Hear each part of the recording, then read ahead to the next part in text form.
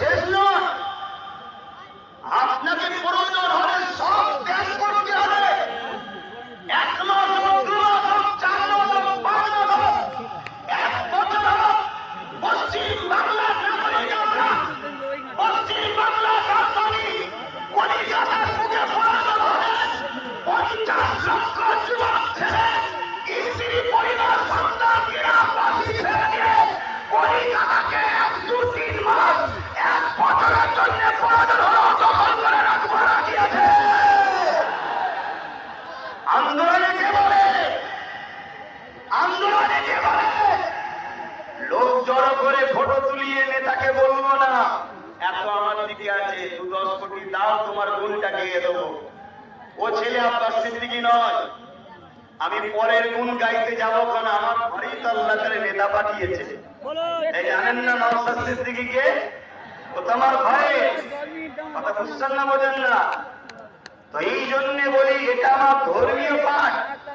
রাজনীতি যারা করছে করেন, রাষ্ট্র সেবা, রাষ্ট্রবাসী সেবা করতে নেমেছেন করুন, কিন্তু পাওয়ারের জোরে যদি আপনি আমার ধর্মের উপরে আঘাত দিতে চান, কেন্দ্র সরকারের জন্য কয়েকটা ঘটনা সোশ্যাল মিডিয়ার মাধ্যমে বলি। মনে রাখবেন মসজিদে আকসা, এই মসজিদে আকসাকে বারবার জালিমরা দখল করেছিল। মসজিদে আকসাকে একটা সময় সেলিমিয়া সম্প্রদায়েরাও দখল করেছিল। আপনারাও শোনেন, এই যে মসজিদ দখলের ষড়যন্ত্র, মসজিদ নিয়ে যে নাটক চলছে, মসজিদ নিয়ে যে অপদস্থ অপমানিত চক্রান্ত চলছে, এটা আজকে নতুন নয়।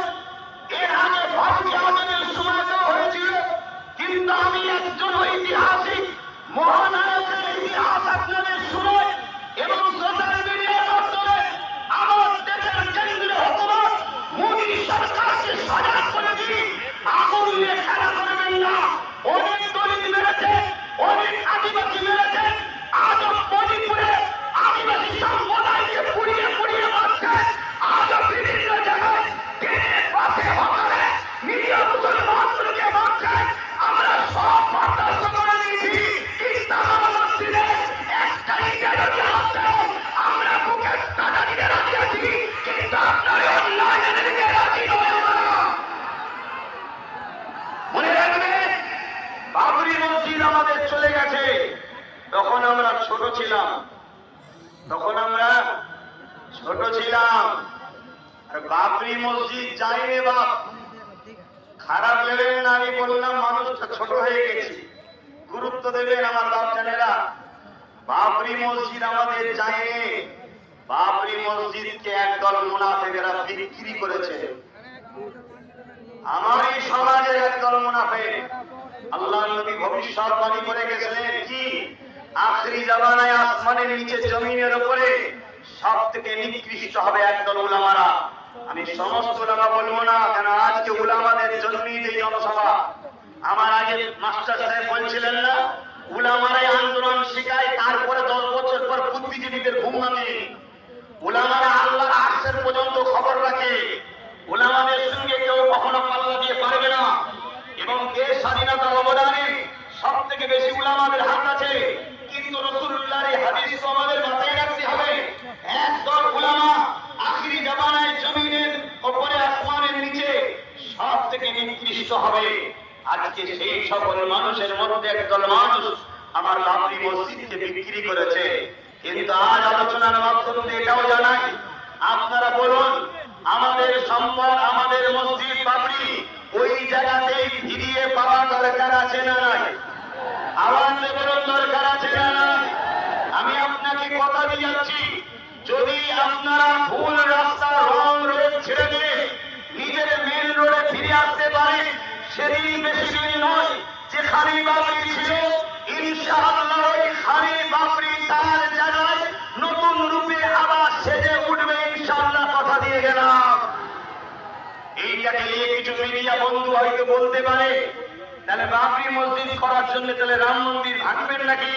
না, এটা ইসলাম। কারো ধর্ম স্থান থেকে কোন ধর্ম স্থান আমরা তৈরি করি না। তার প্রমাণ হলো বাবরি মসজিদের তলায় বলেছিল রাম মন্দিরে খাঁচা আছে, আছে, ওটা আছে। অনেক পরীক্ষার পরে দেখা গেল ওখানে কিছু সুপ্রিম কোর্টের রায়কে যারা পড়েছে তারা জানে। আজ আমি বলে যাই, এই ফয়সালা হয়েছিল যে বাবরি মসজিদের মধ্যে গোপনে রামের পুতুলকে নিয়ে রাখা হয়েছিল। যেইভাবে তারা রাম মন্দিরকে ভেঙেছে, বাবরি মসজিদকে ভেঙেছে, ওখানে কোনো রাম মন্দির ছিল না। কিন্তু আজ আমি আপনাদেরকে জানিয়ে দিই, আমরা মসজিদ তৈরি করতে গিয়ে কোন ধর্মের স্থানকে ভাঙতে লাগে না। কারণ ইসলাম বলছে অন্যের ধর্মের উপরে জুলুম করার নামে ইসলাম নয়। কারণ জায়গাকে জোর করে সেখানে ইবাদত খানা করলে ইবাদত হয় না।